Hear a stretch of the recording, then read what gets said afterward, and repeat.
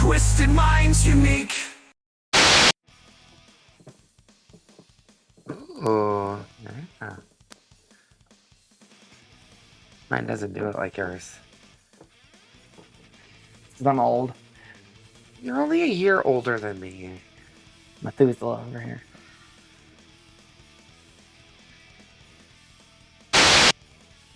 Welcome back, everyone. I'm Sister Holly, and today we're stepping back into the terrifying world of the toys that really shouldn't be alive. This fucker. And I'm Sister Jen, and we are reviewing Child's Play 3. Yep, that's right. We are finally on to number 3. Directed by Jack Bender and starring Justin Whalen, Perry Reeves, and Jeremy Silvers. The story continues with this, well, he's not really exactly 2 foot tall, but this 2 foot tall demonic doll is going to still try and make you his bitch. It's full of suspense, clever kills, and the kind of chaotic energy only Brad Dourif could deliver, delivering the lines of Chucky. Yes, absolutely. Now, before we dive in, we want you to go ahead and check out our Etsy store at etsy.com/shop/sisters. So many slashes. I know, so many slashes. You will find paintings by me, shirts by Hallie, and patches to sew and pin onto your battle jacket, backpack, or anywhere you like. All inspired by our favorite horror, sci-fi, and some of our favorite music fandoms. And make sure you slash that subscribe button, stab that like button, and ring-a-ling that grave bell so you don't miss out on any of our reviews coming up. Because we've got tons of stuff coming up. We've got out and abouts we're doing. We're taking over Ohio and St. Louis, and yeah. We gonna be all over, y'all. So make sure to keep your eye out on your toys and lock up that toy chest. And let's crank the Jack-in-the-Box on Child's Play 3, shall we? I think we shall. 8 years after Chucky's second demise in Child's Play 2, but only 9 months or so in actual time, so we get a flash forward. Yeah, so there's a time jump in this one, which is why Alex Vincent's no longer playing Andy Barclay. They needed someone older, so they cast Justin Whalen in it. Initially, they approached, I think, Leonardo DiCaprio was approached, Jonathan Brandis was approached, a couple other high-profile actors at the time were approached, but Justin Whalen won out. But yeah, so the second one, like, the studio immediately wanted more. Well, yeah, of course, because Don Mancini was like, I've got nothing, which is why he had to, like, do the time jump. Yeah, to come up with something. But he's certainly come up with plenty of interesting stuff to do with this franchise since then. Well, initially, this was supposed to have multiple Chuckies with multiple personalities. Oh, see, and I know we do get to that eventually. So this opening sequence right here, where Play Pals is resuming manufacturing of the Good Guy dolls, they pick up the carcass of our discarded little friend here, and somehow they completely miss the fact that he's dripping blood.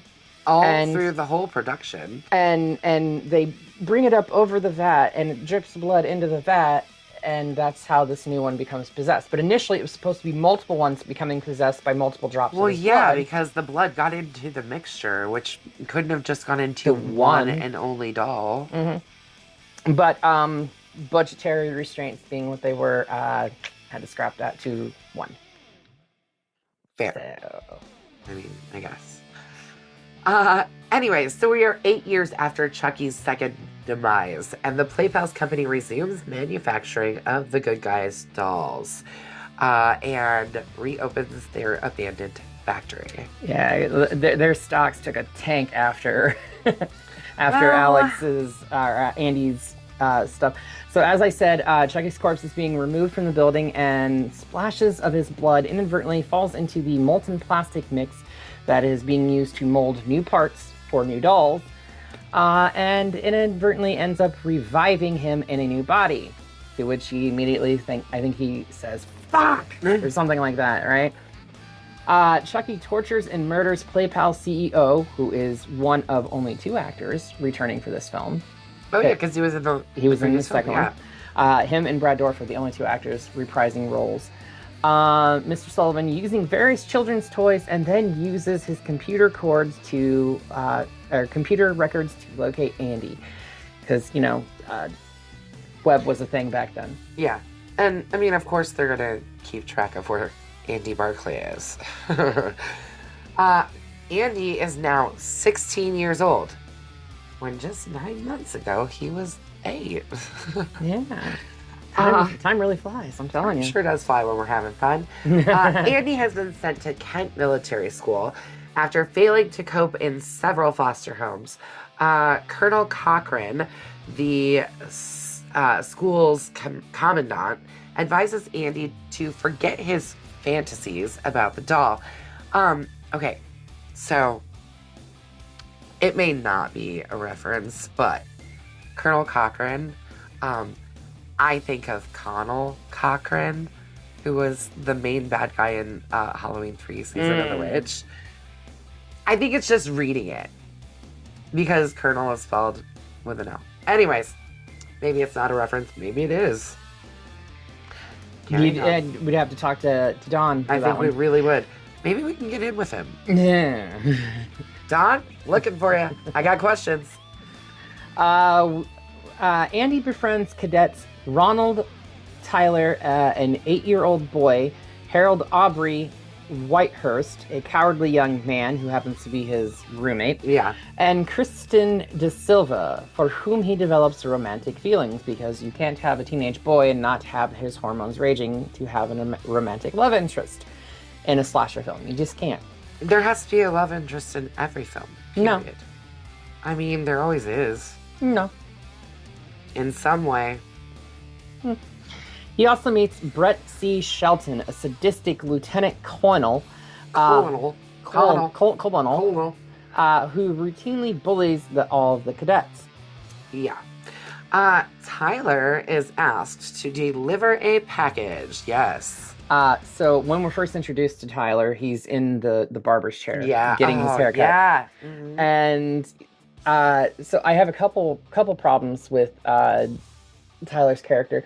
He's playing like it looks like a Switch, essentially. It looks like a Sega Game Gear. Yeah, because that would have been roughly that time frame. Yeah. But it was actually a modified like Atari thing or something like that. I was reading that in the stuff. So, but why is he allowed to play that? He's in a fucking military school. Yeah, for question. one. But 2, when he's done with his haircut and Andy's getting his hair whacked off.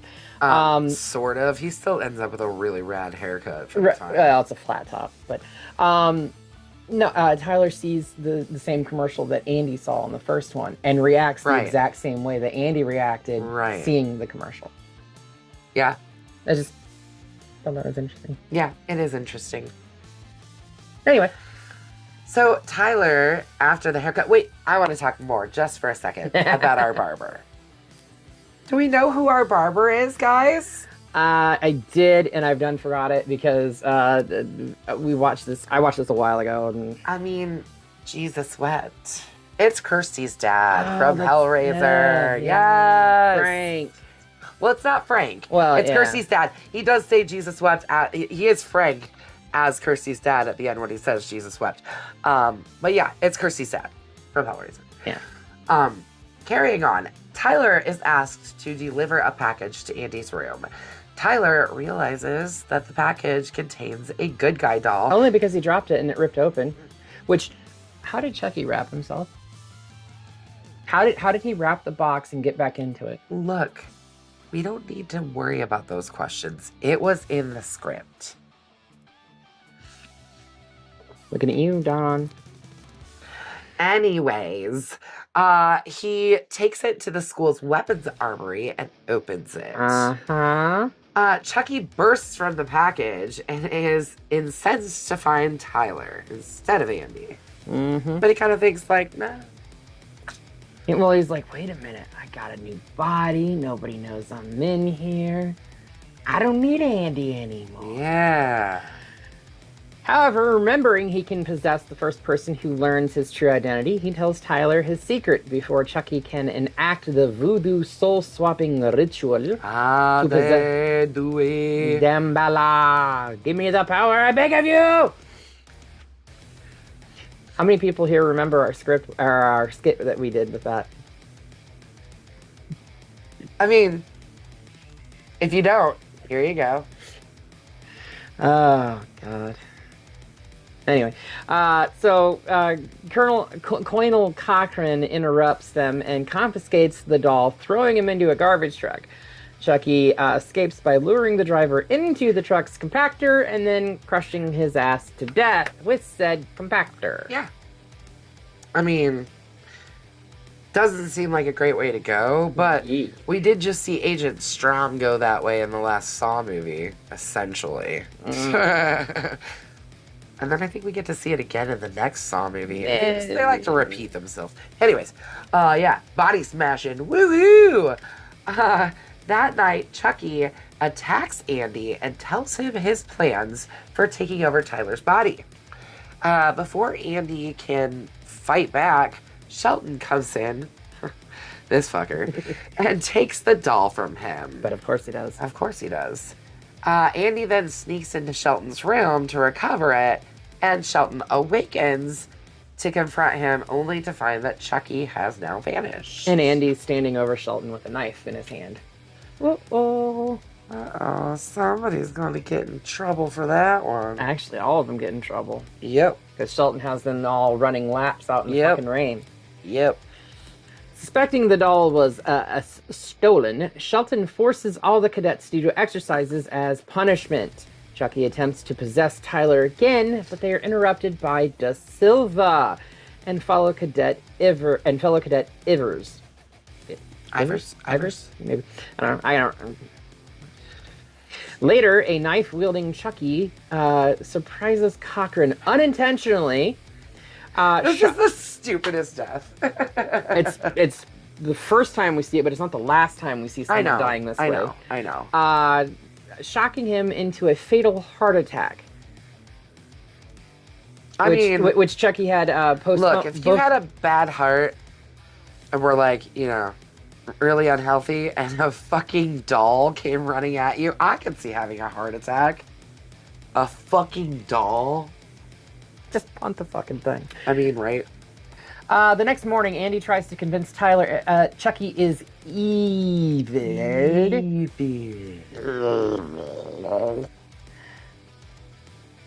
But Tyler refuses to believe him because he wants to keep being Charles's friend.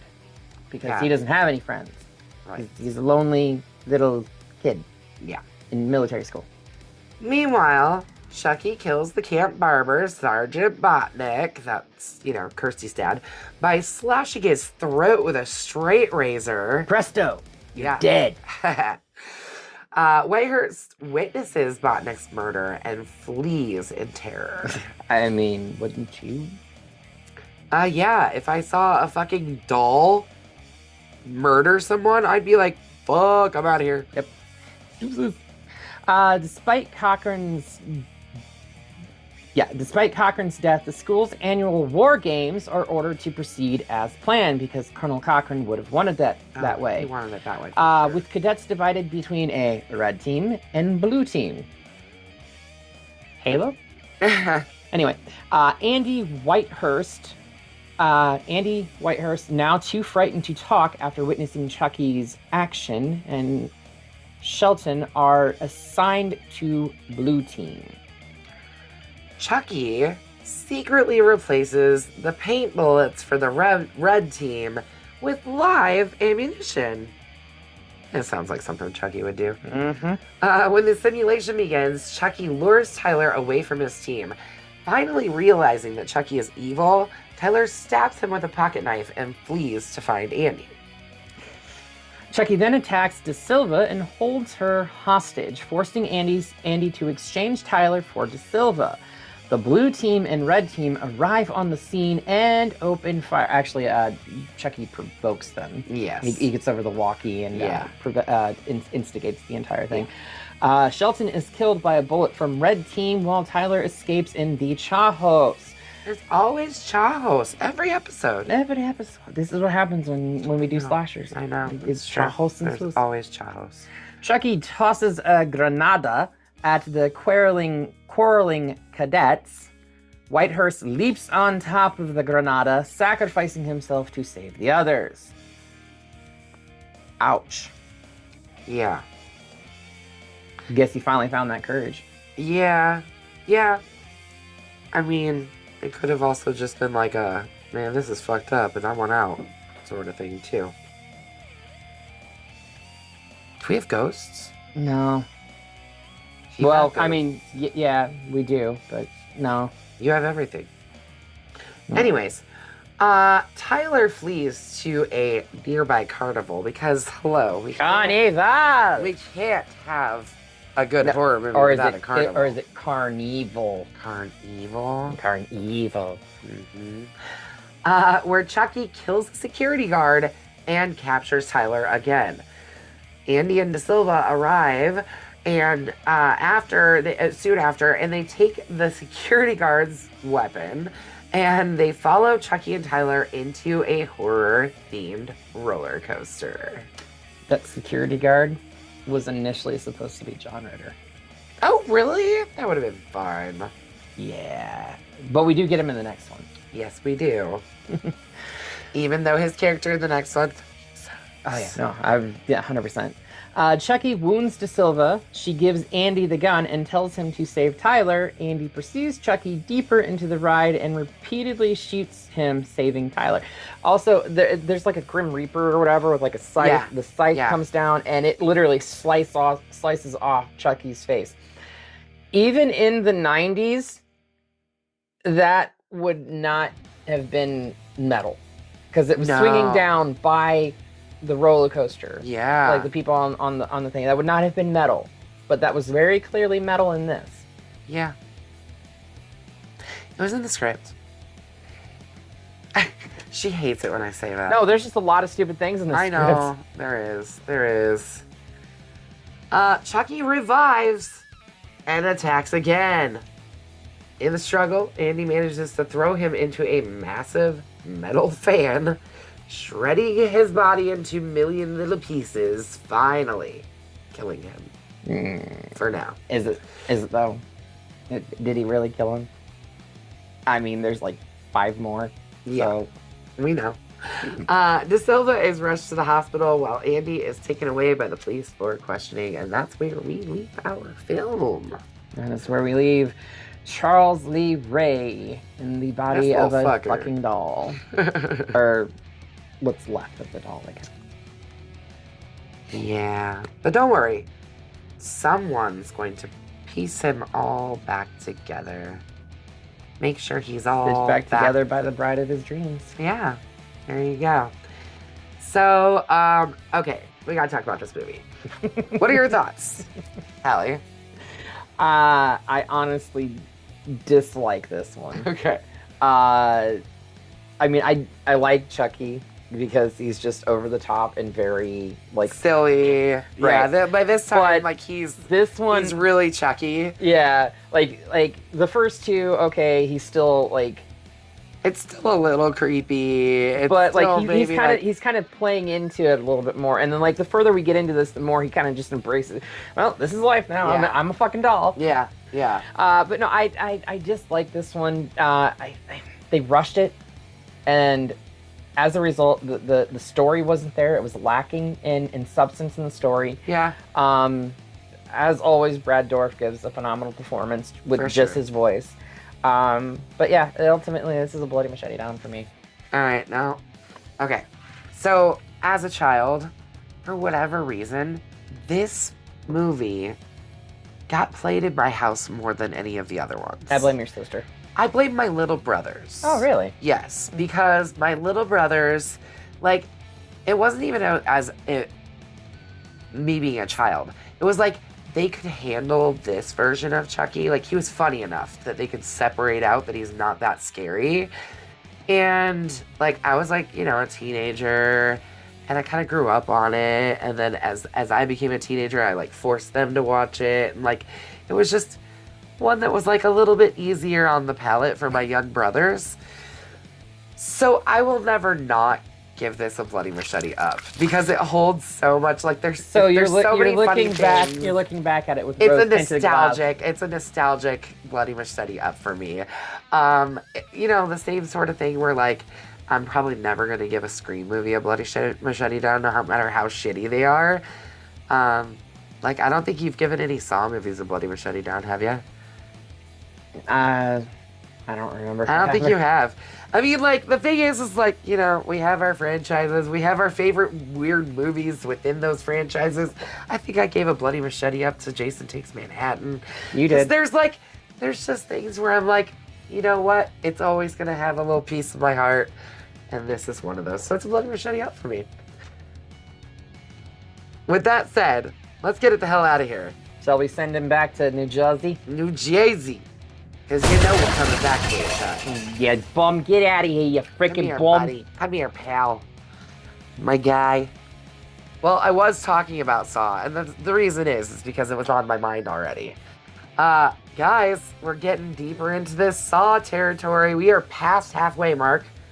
We've been past halfway mark. I know. And we need to, like, really catch up because there was a new trailer for or at least some kind of teaser for 11 that I saw drop a couple days ago.